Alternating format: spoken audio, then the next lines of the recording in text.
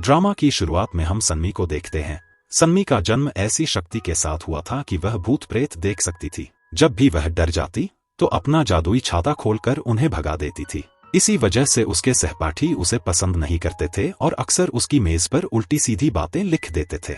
एक दिन जब एक महिला भूत उसे परेशान कर रही थी, तभी एक रहस्यमय आदमी सामने आया। उसने जोर से अपना काला छाता जमीन पर पटका और वह भूत राख बन गया। होशियार सन्मी समझ गई कि यह आदमी साधारण नहीं है और वह उसका छाता पाना चाहती थी। उस आदमी ने कहा कि वह उसी जैसे किसी खास इंसान की तलाश में है। मौके का फायदा उठाकर सन्मी ने उससे छाते बदलने का सौदा कर लिया। दोनों ने हाथ मिलाकर सौदा तय किया।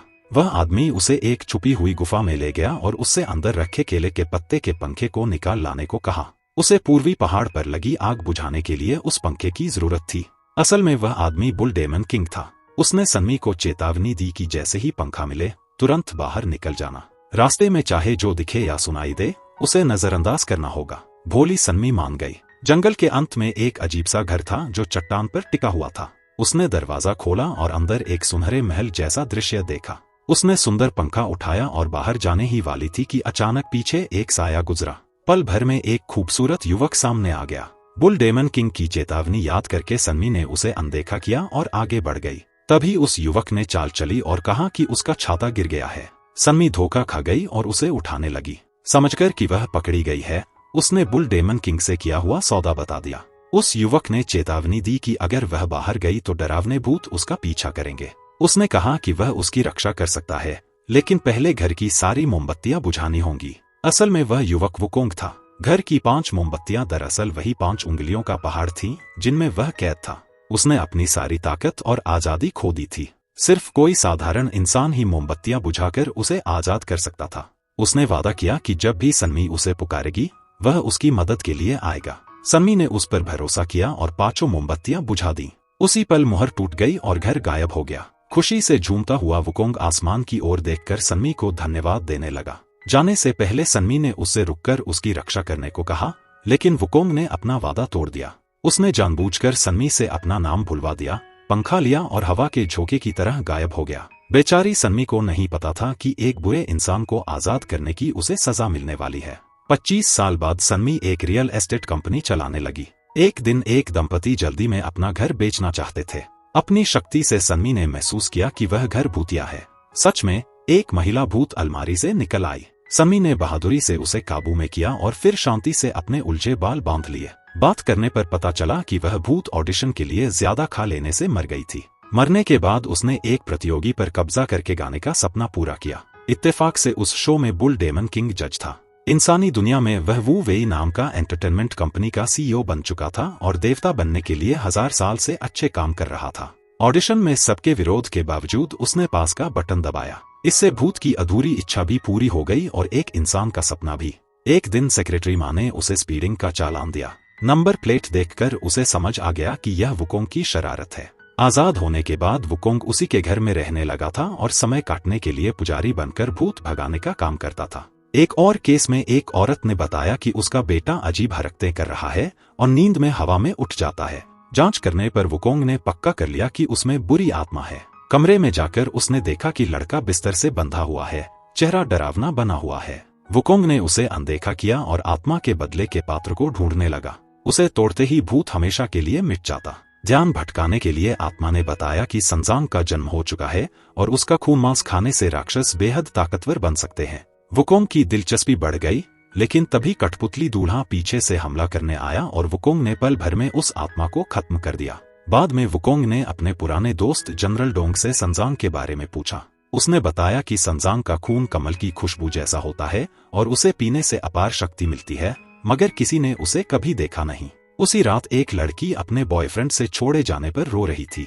तभी दुकान की खिड़की में रखी कठपुतली दुल्हन ने उसे अपनी ओर खींच लिया और एक आत्मा उस पर सवार हो गई। वुकोंग ने आखिरी मिशन पूरा करने की सोची, लेकिन बोधी ने बताया कि वह अभी स्वर्ग लोक नहीं लौट सकता। वुकोंग गुस्से में बोला कि वह संजांग को खा जाएगा। इससे साबित हो गया कि संजांग सच में मौजूद है। उसे रोकने के लिए बोधी ने वू वेई से संजांग की रक्षा करने को कहा।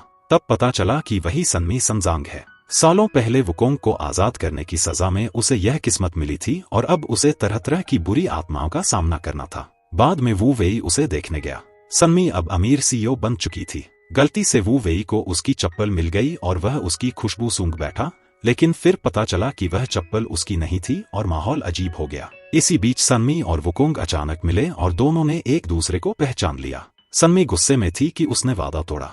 वुकोंग बोला कि उसने कभी उसका नाम ही नहीं पुकारा। सन्मी बहुत कोशिश करके भी नाम याद नहीं कर पाई और झूठ बोल दिया कि उसे नाम पता है, बस बुलाना नहीं चाहती थी। वुकोंग बेचैन हो गया। पास ही छुपी कठपुतली दुल्हन ने सब देख लिया और अब उसने सन्मी को निशाना बनाने का फैसला किया। घर पहुंचकर सन्मी ने आईने में उसे देखा। अंधेरे में छाता लेकर ढूंढते समय एक फोटो फ्रेम उसके हाथ पर लग गया और खून निकल आया। खून बहते ही वह बहुत बड़े खतरे में पड़ जाती थी, क्योंकि बचपन में एक बार ऐसा होने पर एक आत्मा उसे खाने ही वाली थी। तभी उसकी दादी ने उसे बचाया था। तभी से वह हमेशा बहुत सावधान रहती थी। लेकिन अब फर्श पर गिरा उसका खून कमल की खुशबू फैलाने लगा और बहुत से राक्षस उसकी ओर खिंच आए। यहाँ तक कि वू वेई भी उस खुशबू से आकर्षित हो गया। तभी अचानक वुकोंग आ गया और राक्षसों से लड़ने लगा। सन्मी खुश होकर हैरान रह गई और समझी कि वह उसे बचाने आया है। तभी वुकोंग की नजर उसके कंधे के जख्म पर पड़ी। यह वही निशान था जो कठपुतली दूल्हे ने सनजांग पर छोड़ा था। तभी उसे समझ आ गया कि सन्मी ही सनजांग है। उसे तुरंत खाने के बजाय उसने उसे बचाने का फैसला किया। उसने 25 साल पुराने करार को रद्द करके एक नया सही करार करने की बात कही। असल में यह भी वुकोंग की एक और चाल थी, क्योंकि पुराने करार में उसे सन्मी को खाने से मना किया गया था। इस बार सन्मी उसकी बात समझ गई। उसे उसकी धमकियों से जरा भी डर नहीं लगा। बाद में भी सन्मी को समझ नहीं आया कि राक्षस उसे क्यों खाना चाहते हैं और असली सनजांग क्या होती है। सच यह था कि सनजांग वह इंसान होता है जिसे पवित्र रक्त मिला हो और जिसे स्वर्ग लोक का बुलावा सहना पड़ता है। वुकोंग ने सन्मी का मजाक उड़ाया और कहा कि उसकी जिंदगी में कोई दोस्त नहीं है और वह भूत तक देख सकती है। उसने हंसते हुए यह भी कहा कि क्यों न वह उसे खाकर उसकी दुख भरी जिंदगी जल्दी ही खत्म कर दे। सन्मी आगबूला हो गई। उसने चिल्लाकर कहा कि वह इस जिंदगी को कभी नहीं छोड़ेगी। वू वेई को बहुत पछतावा हुआ। अगर उसने कभी सन्मी को मार्बल माउंटेन न भेजा होता तो शायद उसकी किस्मत इतनी दुखद न होती। अब वह बस जितना हो सके उसकी रक्षा करना चाहता था। लेकिन खतरा यह था कि वू वेई खुद भी एक राक्षस था। जैसे ही उसे कमल की खुशबू वाला खून सूंघने को मिलता, उसकी खूनी फितरत जाग उठती। एक दिन थका हुआ वू वेई घर आया और देखा कि बुल की मूर्ति पर वुकोंग का कोट टंगा है। वह गुस्से में वुकोंग पर चिल्लाया और कहा कि सन्मी को सनजांग की तकदीर उसी को आजाद करने की सजा में मिली है। सच्चाई सुनकर वुकोंग को शर्म आई। वह रात भर चुपचाप सन्मी के घर के बाहर रहकर बुरी आत्माओं को भगाता रहा। अगले दिन असिस्टेंट ने सन्मी को बताया कि वू वेई उससे मिलने आया था। उसकी फोटो देखते ही उसने उसे वही रहस्यमयी आदमी पहचान लिया। वह अकेली टीवी स्टेशन गई ताकि वुकोंग का नाम जान सके, लेकिन वू वेई ने नाम बता भी दिया, तब भी वह याद नहीं कर पाई, क्योंकि वुकोंग ने उस पर ऐसा जादू किया था जो उसकी यादें छीन लेता था। बाद में वू वेई उसे एक रहस्यमयी दुकान में ले गया। घूमते घूमते उसकी नजर एक मर्तबान पर पड़ी। उसके अंदर वह खुद दुल्हन के कपड़ों में वुकोंग को चूमती दिखाई दी। एक लड़के ने बताया कि यह मर्तबान आने वाली आपदाएं दिखाता है और इसमें जो दिखे वही सच होता है। तभी वू वेई एक नया सुनहरा घेरा लाया और सन्मी को दे दिया। अगर वुकोंग इसे पहन ले तो उसे उसकी हर बात माननी पड़ेगी, नहीं तो उसे भयानक दर्द सहना होगा। उस रात सन्मी फिर वुकोंग से मिली। उसने नाटक किया कि वह उसे खाने देगी, लेकिन पहले उससे 3 इच्छाएं पूरी करवाएगी। पहले वुकोंग उसके मामा बनकर परिवार के साथ खाना खाने गया, फिर दोस्त बनकर उसके साथ बार में पिया। आखिर में दोनों ने अम्यूजमेंट पार्क में मीठी मीठी तस्वीरें खिंचवाईं जैसे प्रेमी हों। सब खत्म होने पर वुकोंग ने कहा कि उसकी जिंदगी अकेली और दुखी है, इसलिए जल्दी खत्म कर देना ही बेहतर है। लेकिन सन्मी ने कहा कि वह बिना परिवार और दोस्तों के भी अच्छी तरह जी सकती है। फिर उसने सुनहरा घेरा निकाला और कहा कि यह पहला तोहफा है जो उसने कभी किसी को दिया है। वुकोंग मना नहीं कर पाया, लेकिन उसने उसे तुरंत पहना भी नहीं। कुछ दिन बाद सन्मी फिर मुसीबत में फंस गई। एक जोड़े को अपने नए घर में एक पुरानी फोटो मिली। उन्हें लगा स्टूडियो ने गलत फोटो भेज दी है, लेकिन उनके जाने के बाद फोटो की दुल्हन भयानक हो गई। जब औरत वापस बैग लेने आई तो उसने देखा कि फोटो बदल चुकी है। अचानक दुल्हन की आंखें लाल हो गईं और वह चिल्लाई, मुझसे शादी करो। औरत चीखी और फोटो के अंदर खिंच गई। मंगेतर के गायब होने पर आदमी को सौदा रद्द करना पड़ा। सन्मी घर जांचने पहुंची और फोटो अजीब लगी। भूत दुल्हन फिर प्रकट हुई, डरावनी मुस्कान के साथ, और सन्मी को भी फोटो के अंदर खींच ले गई। असिस्टेंट ने समझा कि सन्मी चली गई है और फोटो दफ्तर ले गया। उधर वुकोंग उसे ढूंढने आया, लेकिन बताया गया कि वह रहस्यमय ढंग से गायब हो गई है। उसने ध्यान से देखा और फोटो के अंदर एक राक्षस को पहचान लिया। वह फोटो लेकर जुबैजी के पास गया। जुबैजी एक सुअर राक्षस था जो इंसानी दुनिया में पीके नाम का मशहूर के पॉप आइडल बनकर लड़कियों की ऊर्जा चुराता था। उसने तुरंत पहचान लिया कि दुल्हन राक्षस नहीं है, असली राक्षस दूल्हा है जो वासना की आत्मा था। वुकोंग ने पूछा कि फोटो के अंदर कैसे जाए। पीके ने कहा कि बस उस पुराने हवेली के सामने फोटो खिंचवा लो। कैमरा क्लिक होते ही वुकोंग फोटो की दुनिया में पहुंच गया। वहां शादी शुरू हो चुकी थी। गांव वालों ने बाहरी आदमी को पकड़कर दूल्हे के सामने खड़ा कर दिया। वासना की आत्मा बोली कि यह दुनिया उसी ने बनाई है और अगर वह मर गया तो यह दुनिया टूट जाएगी और दुल्हनें कभी बाहर नहीं लौट पाएंगी। लेकिन वुकोंग को उसकी परवाह नहीं थी, वह बस सन्मी को लेकर निकलना चाहता था। आत्मा ने शर्त रखी कि उसे 7 दुल्हनों में से सन्मी को ढूंढना होगा। वुकोंग ने चालाकी से एक तितली बनाई और उसे कमल की खुशबू ढूंढने भेजा। तितली एक औरत पर जाकर बैठ गई। वही सन्मी थी, लेकिन उसकी आंखें खाली खाली थीं, जैसे कोई कठपुतली। उसे जगाने के लिए वुकोंग ने मजबूरी में सुनहरा घेरा पहन लिया। तभी सन्मी को उसकी असली पहचान याद आ गई। जैसे ही वे भागने लगे, आत्मा ने कमल की खुशबू सूंघ ली और रास्ता रोक दिया। तभी पता चला कि पीके कैमरा लेकर वुकोंग को फंसाने की कोशिश कर रहा था। उधर वू वेई ने भी वही फोटो आग में जला दी। सन्मी को मर्तबान की परछाई याद आ गई। उसने एक तरकीब सोची और वुकोंग को चूम लिया। उसी पल सुनहरा घेरा सक्रिय हो गया और वुकोंग का दिल बांध दिया। अब वह उसे नुकसान नहीं पहुंचा सकता था और जब भी वह खतरे में होती, उसे दर्द होता। वुकोंग ने उसे उसकी सारी यादें लौटा दी, अपना नाम याद रखने को कहा और उसे असली दुनिया में भेज दिया। बाहर आकर भी सन्मी का दिल वुकोंग के ख्यालों से भरा रहा। उसे याद आया कि उसने कभी कहा था कि शा वुजिंग उसका सबसे वफादार दोस्त है जो एक बड़ी कंपनी का सीईओ है। आखिरी उम्मीद के तौर पर वह शा वुजिंग के पास गई। उसने बताया कि वह सिर्फ इसलिए जिंदा बची क्योंकि वुकोंग ने उसकी रक्षा की थी। यह सुनकर हिम्मत पाकर सन्मी बाहर गई और जानबूझकर अपनी हथेली काट ली ताकि बुरी आत्माओं को आकर्षित कर सके। आखिरी पल में उसने जोर से वुकोंग का नाम पुकारा। सचमुच वुकोंग आसमान से उतर आया और सारे राक्षसों को हरा दिया। वू वेई यह जानकर आगबूला हो गया कि उसकी योजना नाकाम हो गई। उसे डर था कि अगर वुकोंग ने संजांग को खा लिया तो वह अजेय बन जाएगा। तभी बोधी अच्छी खबर लेकर आया। संजांग ने वुकोंग को सुनहरा घेरा पहना दिया था और क्योंकि यह नया मॉडल था, इसका मतलब था कि अब वुकोंग प्यार की गुलामी में बंध चुका था। जैसा सोचा गया था, वुकोंग बेचैनी से सन्मी के ज़हन को भरने लगा। उसे एहसास हो गया कि वह उससे पागलपन की हद तक प्यार करने लगा है। फिर उसने उसके खून को तितलियों में बदल दिया और उन्हें आसमान में उड़ा दिया। उधर शहर के बाहरी इलाके में 2 आदमी एक गड्ढा खोद रहे थे, एक लड़की को दफनाने की तैयारी में, जिसकी मौत बहुत दर्दनाक तरीके से हुई थी। तभी एक तितली उसके ऊपर आकर बैठ गई और अचानक उसने खून से लाल आंखें खोल दी। ज़ॉम्बी की तरह अकड़कर वह उठी और रेंगते हुए कार में घुस गई। जब आदमियों ने देखा कि लाश गायब है तो वे घबरा गए और भागने लगे, लेकिन उन्हें पता नहीं था कि वह लड़की पीछे की सीट पर बैठी है। ड्राइवर ने गलती से तेज एक्सीलरेटर दबा दिया, कार पलट गई। लड़की खिड़की से बाहर रेंगती हुई निकली और रात के अंधेरे में गायब हो गई। इधर पीके अभी अभी नाइट क्लब से निकला ही था कि उसकी मुलाकात वुकोंग से हो गई। वह जंगली सुअर बनकर पागलों की तरह भागा, लेकिन जल्दी ही पकड़ा गया और बुरी तरह पिटा। उसने रो रो कर कबूल किया कि फोटो वू वेई ने जलाया था। शा जिंग ने यह भी बताया कि सुनहरा घेरा वू वेई ने ही सन्मी को दिया था। वुकोंग बहुत गुस्से में था, लेकिन वह वू वेई से लड़ना नहीं चाहता था। उसने बदले में यह अफवाह फैला दी कि वू वेई को संजांग मिल गई है। अनगिनत राक्षस कंपनी पर टूट पड़े, सब संजांग का स्वाद चखना चाहते थे। जब वू वेई किसी तरह सब मुसीबतें सुलझा पाया तो वुकोंग उसे नौकर की तरह हुक्म देने लगा। वू वेई समझ गया कि गलती उसी की थी और उसे चुपचाप सहना पड़ा।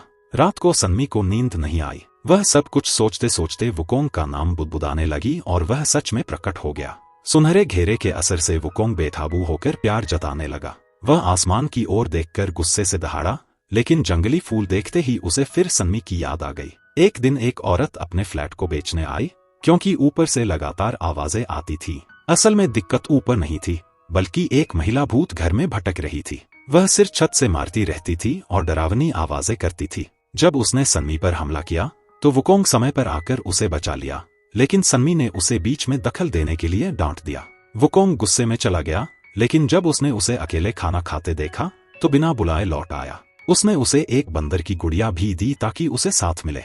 धीरे धीरे सन्मी उस पर भरोसा करने लगी और उसके लिए खाना भी बनाने लगी।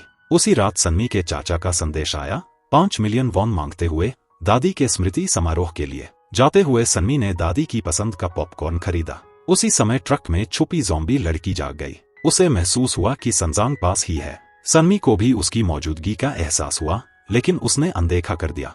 लड़की ने एक पर्चा उठाया और सन्मी की कंपनी का पता जान लिया। उधर खबरों में एक गायब हुई गर्ल ग्रुप ट्रेनी की रिपोर्ट आई। वही ज़ॉम्बी लड़की सारा थी। सन्मी चाचा के घर गई, लेकिन फिर ठंडा बर्ताव मिला। चाचा ने पैसे ले लिए और बेरुखी से दरवाजा बंद कर दिया। उसके लिए जो भी सन्मी के पास आता वह बदकिस्मत माना जाता था। उसकी गर्भवती कजिन भी सिर्फ इसलिए मीठा बोल रही थी कि वह अपने पति का क्रेडिट कार्ड कर्ज चुकवाना चाहती थी। उनकी लालच ने एक बुरी आत्मा को खींच लिया और लगभग हादसा हो गया। सौभाग्य से वुकोंग ने मंत्र पढ़कर समय पर कार दुर्घटना रोक दी। शुक्रिया कहने की बजाय वे सन्मी पर ही कार खराब करने का इल्जाम लगाने लगे। सन्मी अब और सहन नहीं कर सकी। उसने उन्हें बदतमीज और बेशर्म कहा और हमेशा के लिए रिश्ते तोड़ने का फैसला कर लिया। रात को सारा लड़खड़ाती हुई सन्मी के दफ्तर पहुंची। असिस्टेंट देर तक काम कर रहा था। पैकेट खोलते समय उसने उंगली काट ली। खून की खुशबू से सारा खिंच आई। वुकोंग समय पर पहुंचा और उस पर जादुई ताबीज चिपका दिया। तभी उसने सुना कि सन्मी उसे पुकार रही है। वह दादी के स्मृति समारोह में न जा पाने के कारण चुपचाप रो रही थी। यह देखकर वुकोंग ने दादी का पसंदीदा पॉपकॉर्न उसके चाचा के घर भिजवा दिया। उसी पल उसने बताया कि एक ज़ॉम्बी सन्मी के दफ्तर में आई थी और ताबीज जल्द ही गिर जाएगा, तब असिस्टेंट खतरे में होगा। सन्मी ने उससे मदद की भीख मांगी, लेकिन वुकोंग ने कहा कि पहले सुनहरा घेरा उतारो। तभी वू वेई आ गया और बोला कि सन्मी अपने असिस्टेंट को बचाने जाए, वुकोंग पीछे आएगा। जैसा सोचा गया था, सुनहरे घेरे के प्यार का असर हुआ। जब वुकोंग ने सन्मी को रोते हुए याद किया तो उसके दिल में भयानक दर्द उठा। मजबूर होकर उसने ज़ॉम्बी को पकड़कर बोरे में डाल दिया। असिस्टेंट सुरक्षित देखकर सन्मी ने वुकोंग को धन्यवाद दिया। वुकोंग ने ठंडे स्वर में कहा कि अगर सुनहरा घेरा न होता तो वह उसे कब का मार चुका होता। वू वेई की वजह से बार बार योजनाएं बिगड़ने पर वुकोंग ने उसे द्वंद्व के लिए ललकारा। बोधी बीच में आ गया और बोला कि जैसे ही सन्मी अपना मिशन पूरा करेगी, वुकोंग आजाद हो जाएगा। लेकिन उससे पहले वू वेई को संजांग की मदद से अंक इकट्ठे करके देवता बनना होगा, तभी वह उस औरत को बचा सकेगा जिसे वह प्यार करता है। आखिरकार दोनों ने अनिच्छा से करार कर लिया। सारा का शरीर सड़ने से बचाने के लिए उसे फ्रिज में रखना पड़ा। वू वेई ने धीरे से पूछा कि वह ऐसी कैसे बन गई। उसने कुछ ऊर्जा की गोलियां खाईं और थोड़ा बेहतर महसूस किया, लेकिन उसका दिमाग सड़ चुका था। उसे न अपना नाम याद था, न घर, बस यही याद था कि उसे सन्मी को ढूंढना है। पीके ने बताया कि ज़ॉम्बी ज्यादा देर इंसानी दुनिया में रहे तो बुरी आत्मा बन जाते हैं, इसलिए गड़बड़ साफ करना सन्मी की जिम्मेदारी है। सारा की हालत देखकर सन्मी पिघल गई और उसकी पहचान ढूंढने में मदद करने का फैसला किया। जनरल डोंग ने उसे हल्का जमा दिया ताकि वह सुरक्षित रहे। शाह वू जिंग को पता चला कि सारा का तौलिया एक क्लब से आया था, लेकिन वहां कोई उसे पहचान नहीं पाया।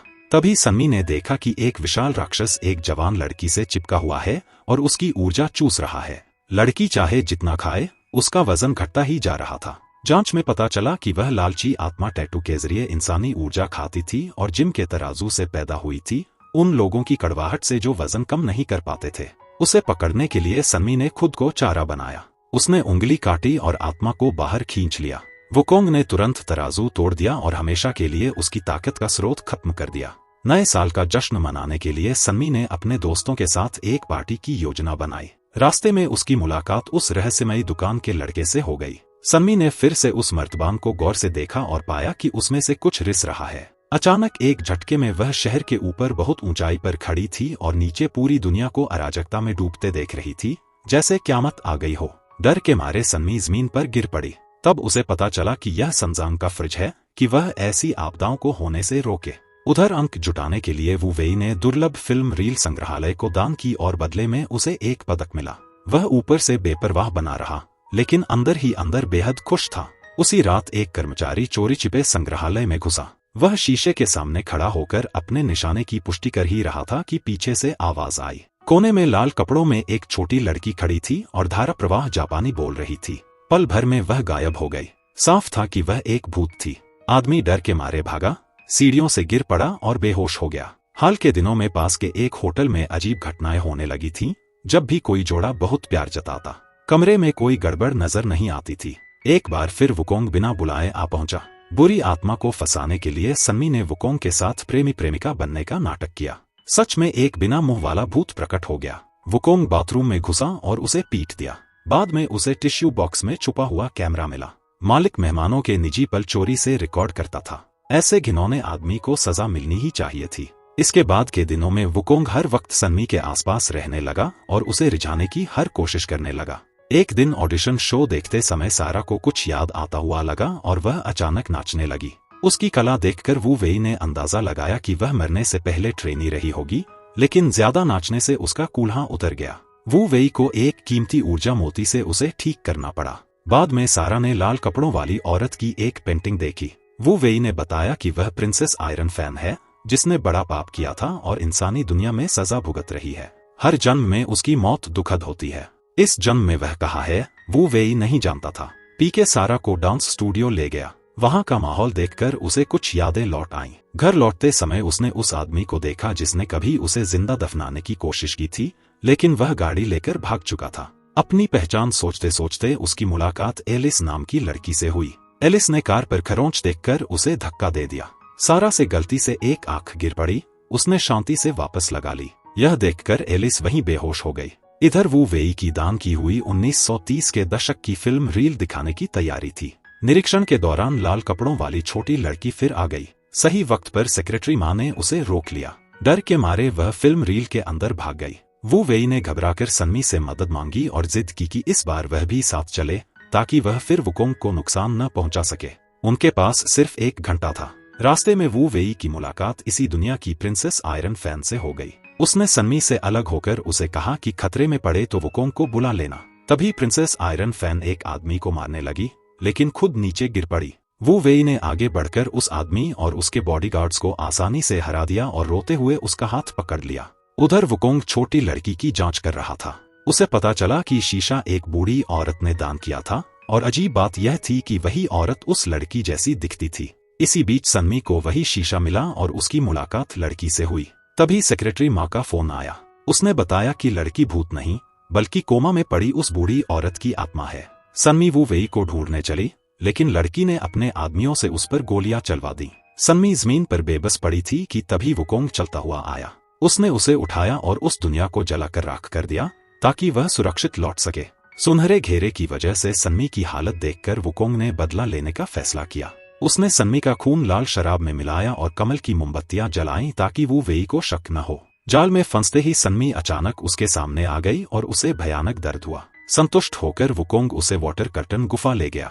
वहां शराब पीना मना था, इसलिए उसने सन्मी से अपने हिस्से में जश्न मनाने को कहा। सन्मी ने पूछा कि उसने कौन सा अपराध किया था। वुकोंग टालना चाहता था, लेकिन सन्मी को उसके 500 साल के अकेलेपन पर तरस आया। वुकोंग भावुक हुआ, मगर उसने अपने जज्बात दबा लिए और उसे दखल न देने को कहा। सब कुछ सामान्य होने के बाद भी वू वेई पीड़ा में था। संजांग का नाम सुनते ही वह बेकाबू हो जाता था। एक दिन एक औरत अपने मरे बॉयफ्रेंड के बाद फूलों की दुकान बेचना चाहती थी, लेकिन अब वह अजीब तरह से ऊर्जा से भरी दिख रही थी और उसके बालों के सिरे नीले चमक रहे थे।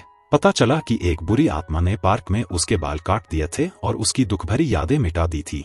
सन्मी को शक हुआ और उसने वुकोंग को बुलाया। रोमांटिक माहौल में दोनों सब भूल गए। उन्होंने रुई की मिठाई खाई और प्यार का ताला लगाया। मजे की बात यह थी कि कुछ घंटे पहले ही वुकोंग उसे मिटाने के बारे में सोच रहा था। इधर वू वेई की हालत बिगड़ती गई। सेक्रेटरी माँ उसे और दुखी नहीं देख सकी और उसने सन्मी को मारने की योजना बना ली। पीके ने सच्चाई बता दी, क्योंकि सन्मी के मरते ही सारा भी मर जाती। आखिरी पल में वू वेई ने चाकू रोक लिया। सन्मी को पता चला कि वुकोंग ने वू वेई को उसका खून पिलाया था। उसे बहुत दुख हुआ कि वुकोंग उसे खत्म करना चाहता था। वह पार्क गई और प्यार का ताला हटाने लगी।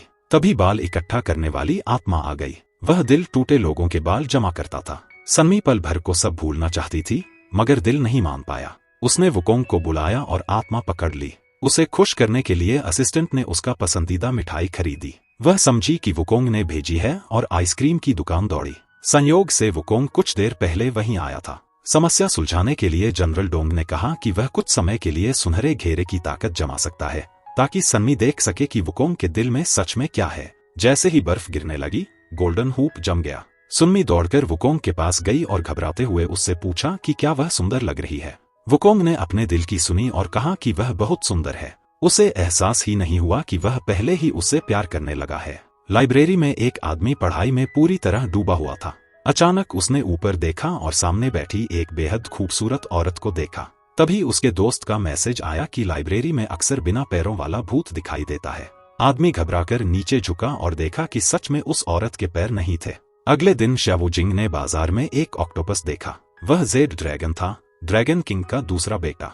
चूंकि वुई और ड्रैगन किंग करीबी थे, उसे जेड ड्रैगन को अपने पास रखना पड़ा। लेकिन जेड ड्रैगन ने फिर से मुसीबत खड़ी कर दी। उसने एलिस के शरीर पर कब्जा कर लिया। इससे वुई बेबस हो गया, क्योंकि एलिस उसकी कंपनी की मशहूर सेलिब्रिटी थी। जेड ड्रैगन ने वादा किया कि जैसे ही उसे जलपरी मिल जाएगी, वह उसका शरीर लौटा देगा। काम जल्दी खत्म करने के लिए वुई ने सुन्नी से मदद मांगी। पता चला कि जलपरी को एक लाइब्रेरियन से प्यार हो गया था, लेकिन उसकी पहले से एक गर्लफ्रेंड थी। जलपरी तभी समुद्र में लौट सकती थी जब वह उस आदमी को मार दे जो उससे प्यार नहीं करता था। इसलिए सुन्नी ने चारे की तरह काम किया। उसने एक बाल्टी में पानी भरा, क्योंकि वुई ने कहा था कि जलपरी पानी छूते ही अपना असली रूप दिखा देती है। लेकिन अजीब बात यह थी कि पानी का कोई असर नहीं हुआ। तभी वुकोंग आ गया और उसने जलपरी को एक खंजर दे दिया। सुन्नी को हैरानी हुई कि जलपरी के न तो पैर थे और न ही पूंछ।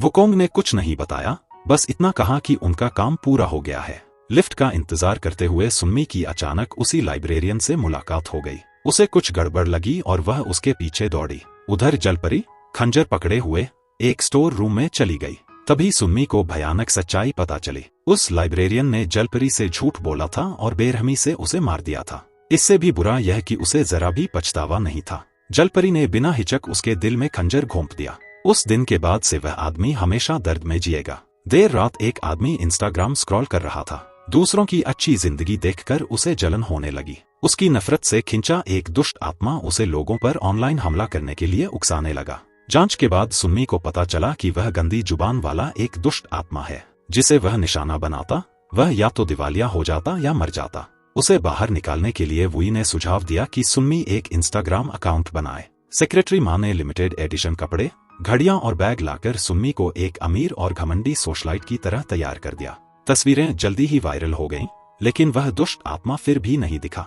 इसी बीच असिस्टेंट पर नफरत भरे कमेंट्स की बाढ़ आ गई। वह निराश हो गया और जीने की इच्छा तक खो बैठा। सौभाग्य से वुकोंग समय पर पहुंचा और उसे इंसाफ दिलाने का वादा किया। आईपी एड्रेस ट्रैक करके वुकोंग ने उस गंदी जुबान वाले आत्मा को ढूंढ निकाला। आखिरी पल में उस आत्मा ने कहा कि एक दिन वुकोंग की मौत सांजांग के हाथों होगी, और यह झूठ नहीं था। इत्तेफाक से सुन्नी को उस लड़के से एक काली डेथ बेल मिली। जब वह वुकोंग से मिली तो घंटी अचानक बज उठी। इसका मतलब था कि उन दोनों में से एक दूसरे को मारेगा। लेकिन सुन्नी ने इसे ऊपर से बना रिश्ता समझ लिया। उधर पीके लगातार सरा की फैमिली ढूंढने में मदद कर रहा था। असल में उसकी बस एक ही फैमिली थी, उसकी माँ उसे ढूंढते ढूंढते बीमार पड़ गई थी। जिन दो आदमियों ने सरा की लाश दफनाई थी, उन्हें अब उसकी माँ को मारने का हुक्म मिला। शूटिंग सेट पर बुलाया गया और उसने एक जानी पहचानी काली कार देखी। कार के मालिक ने उसे देखते ही घबरा गया। सरा ने पूछा कि क्या वह उसे जानता है, लेकिन उसने कुछ नहीं कहा। फिर उसे याद आया कि उसी रात उसने गाड़ी चलाते हुए ध्यान भटकने पर सरा को टक्कर मार दी थी। सजा से बचने के लिए उसने उसकी लाश तौलिए से ढककर दो आदमियों से चुपचाप दफना दी थी। वह आदमी कॉन्ग डेस था, एक ताकतवर उद्योगपति। उसने उन दोनों को डांटा और कहा कि मामला ठीक से साफ करो। एक पुराने निर्माण स्थल पर नया पार्क बनने वाला था, लेकिन बीच में एक रहस्यमयी प्राचीन पेड़ खड़ा था। जो भी उसे नुकसान पहुंचाने की कोशिश करता, घायल हो जाता। संयोग से इस प्रोजेक्ट को कॉन्ग डेस फंड कर रहा था। उसने पेड़ काटने वाले को 50 लाख का इनाम देने का ऐलान किया। बेटी की फीस भरने के लिए एक मजदूर ने जोखिम उठाया। दुष्ट आत्मा नाराज हो गया और उसे सजा दी। बाद में उसने एक इंसान के शरीर में घुसकर कॉन्ग डेस को मारने की कोशिश की। वुई ने कुछ गलत महसूस किया और चाकू रोक लिया। मनोरंजन कंपनी के सीईओ पर हमले की खबर फैल गई। सुन्नी हैरान थी, क्योंकि इंसान उसे नुकसान नहीं पहुंचा सकते थे। जैसा कि उम्मीद थी, वुई इस मौके पर अपनी मौत का नाटक कर नई पहचान के साथ जीना चाहता था। लेकिन तभी कई औरतों ने दावा किया कि वुई उनके बच्चों का पिता है। कुछ मीडिया ने तो सुन्नी को भी उसकी प्रेमिका बता दिया। उसे अफवाहें साफ करने के लिए वापस इंसानी दुनिया में आना पड़ा। सुन्नी वुई से मिलने अस्पताल गई, लेकिन गलती से उसी कब्जाए मजदूर को देख लिया। वह निर्माण स्थल पर गई और अपने खून से दुष्ट आत्मा को बुलाया। आत्मा ने कहा कि वह 1000 साल से उस पेड़ की रखवाली कर रहा था, फिर गायब हो गया। ये बातें सुन्नी को बहुत परेशान करने लगीं। बाद में मजदूरों ने पेड़ काटा और नीचे एक पत्थर का ताबूत मिला। कॉन्ग डेस ने उसे खोलने की कोशिश की और एक रहस्यमयी औरत का भ्रम देखा। उधर लिफ्ट का इंतजार करते हुए सर्रा को उसकी माँ की देखभाल करने वाली पहचान गई। वह माँ के पुराने कमरे में गई और अपनी ही गुमशुदगी के पोस्टर देखे, लेकिन तब तक बदमाश उसकी माँ को ले जा चुके थे। सरा का फोन मिलने के बाद उन्होंने उसे जानबूझकर अस्पताल की छत पर बुलाया और फिर से उसे मार डाला। नीचे से वुकोंग और सुन्नी ने यह सब देख लिया। गुस्से में वह छत पर दौड़ा, उन दोनों बदमाशों को मारने के लिए तैयार था, लेकिन सुन्मी ने समय पर रोक लिया। अचानक गोल्डन हूप काला पड़ गया। वुकोंग को तेज दर्द हुआ और उसने खून उगल दिया। क्या वह सच में सांजांग के हाथों मरने वाला था? बदमाश घबराकर भागे, लेकिन देखा कि लाश फिर से गायब थी। सुन्मी जल्दी से वुई के पास गई और बताया कि वुकोंग घायल है, लेकिन वुई को कोई हैरानी नहीं हुई। इस दुनिया में सिर्फ सुन्मी ही वुकोंग को चोट पहुंचा सकती थी या मार भी सकती थी। वुकोंग मरती हुई सरा को वाटर कर्टन केव ले गया और उसका इलाज किया। इतना सब सहने के बाद भी वह खुश थी कि आखिर उसे अपनी पहचान और परिवार मिल गया। उसने वुकोंग से कहा कि वह दुष्ट आत्मा बनने से पहले यहीं उसका दाह संस्कार कर दे। थोड़ी हिचक के बाद वुकोंग मान गया। इधर सुन्मी गुफा में न घुस पाने से घबरा गई। जैसे ही उसने वुकोंग को देखा, वह उसे कसकर गले लगा लिया, उसे खो देने के डर से। वुकोंग भी फिर से उससे चोट खाने से डरता था, फिर भी उसने उसे धीरे से दिलासा दिया। कांगडेस ने सरा के फिर गायब होने की खबर सुनकर एक खतरनाक योजना बनाई। उसने खुद को उसकी मां का कर्मचारी बताकर मिलने का इंतजाम किया, लेकिन जब सरा पहुंची तो समझ गई कि यह जाल है। कांगडेस ने एक कंटेनर की ओर इशारा कर कहा कि उसकी मां अंदर है। सरा ने धीरे धीरे कदम बढ़ाया और अंदर सिर्फ एक पत्थर का ताबूत पाया। अचानक उसके पीछे का दरवाजा बंद हो गया। कांगडेस ने योजना बनाई थी कि उसे और ताबूत को समुद्र में फेंक देगा। तभी ताबूत से एक तेज रोशनी चमकी। सर्रा एक काले चोगे वाली औरत में बदल गई। वे दोनों बदमाश उसकी बलि बन गए। ताबूत के अंदर एशली नाम की एक पुजारिन बंद थी, जिसे 1000 सालों से सील किया गया था। वह इंसानों के दिमाग को काबू में करके उन्हें इस्तेमाल कर सकती थी और ड्रैगन तक जगा सकती थी। अब एशली सांजांग का खून चाहती थी। उसकी ताकत बढ़ाने के लिए एक बूंद भी काफी थी।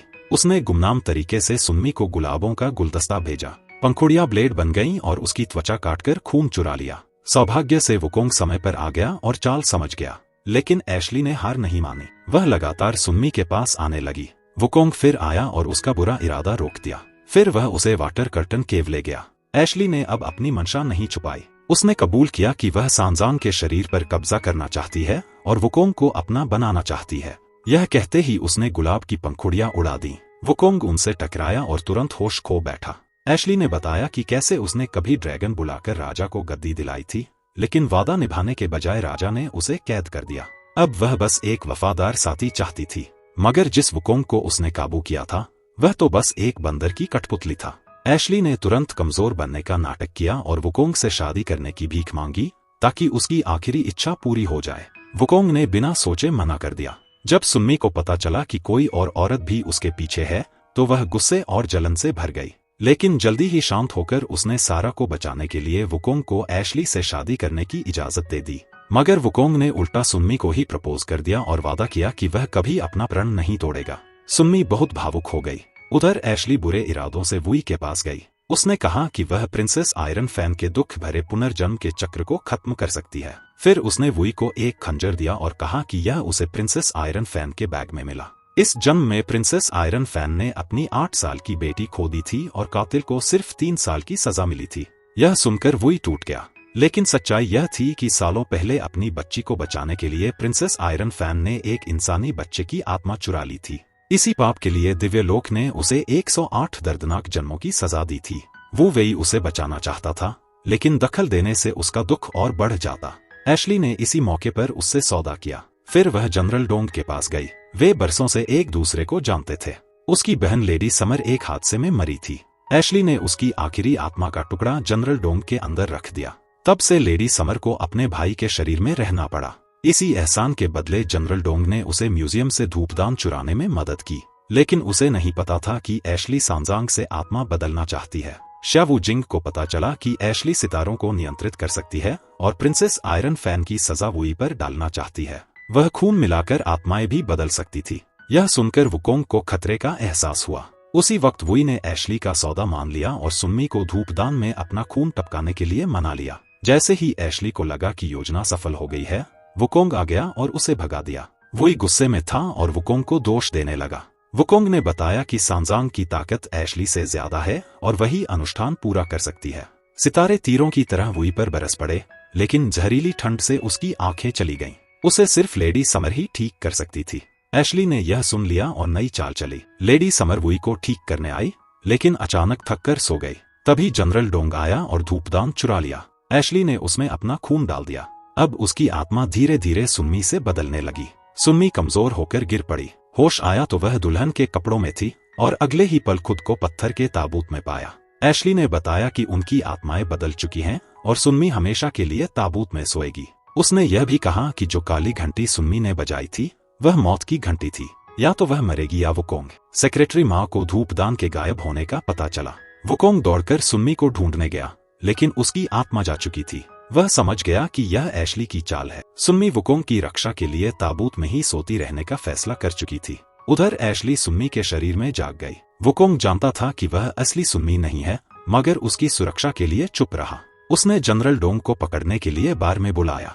लेडी समर ने अपने भाई के शरीर से निकलकर अपने पापों की सजा खुद भुगतने का फैसला किया। उसके जाते ही सौदा टूट गया। जनरल डोंग ने बताया कि सुन्मी को बचाने के लिए सपनों की दुनिया खोलनी होगी। वुकोंग ने एशली को सुला दिया और धूपदान की आग बुझा दी। इससे दोनों के सपने अलग हो गए। वुकोंग ने सुन्मी को पाया और उसे ले जाना चाहा, लेकिन सुन्मी डर गई कि कहीं वह उसे मार न दे। आखिर वह उसके पास लौट आई। उधर वुई एशली को ताबूत में बंद करने ही वाला था कि उसने बताया प्रिंसेस आयरन फैन का बच्चा जिंदा है। यह सुनकर वुई ने उसे छोड़ दिया। बहुत ताकत खर्च होने से वुकोंग गहरी नींद में चला गया। सपने में उसने सफेद कपड़ों वाली औरत देखी, जिसने कहा कि उसकी गोद का बच्चा सांजांग का पुनर्जन्म है और वुकोंग उसकी रक्षा करेगा। जागने पर उसने देखा कि सुन्मी उसका गोल्डन हूप उतारने की कोशिश कर रही है। पास का प्याला टूट गया, मतलब एशली का जादू अब भी था। एक बगुला बच्चा लेकर आया। वही सफेद औरत थी। उसने बताया कि सुन्मी कभी श्रापित बच्ची नहीं थी, बल्कि उसके जन्म से गांव की बीमारी खत्म हो गई थी। वह लोगों को बचाने के लिए पैदा हुई थी। वुकोंग फिर भी सतर्क रहा। बगुले ने कहा कि वह भी सांजांग की संरक्षक है। दुनिया बचाने के लिए वुकोंग को पवित्र तलवार से सांजांग को मारना होगा। कांग डेसुंग राजनीति में चढ़ गया। एशली ने उसे राजा बनाने का वादा किया। दुकान वाला पवित्र तलवार ले आया। वुकोंग ने उसे चुरा लिया और बगुले की इच्छा पूरी की। काली ड्रैगन की रस्म में सुन्मी ने खुद को कुर्बान कर दिया। ड्रैगन जाग उठा। वुकोंग ने आखिरी ताकत से उसे मार डाला। दुनिया बच गई, लेकिन वुकोंग सब कुछ भूल गया। बाद में सुन्मी भूत बनकर लौटी और उसकी यादें लौटा दी। जुदा होते वक्त वुकोंग ने उसे अपनी सुनहरी आंख दी और वादा किया कि वह उसे ढूंढेगा। अगले दिन वह उसे लेने परलोक की ओर चल पड़ा। उसके लिए यह विदाई नहीं थी, बल्कि उनके मिलन की शुरुआत थी। आपको यह ड्रामा कैसा लगा? कमेंट में जरूर बताइए। और ऐसे ही और ड्रामा देखने के लिए वीडियो को लाइक करें और हमारे चैनल को सब्सक्राइब करना न भूलें।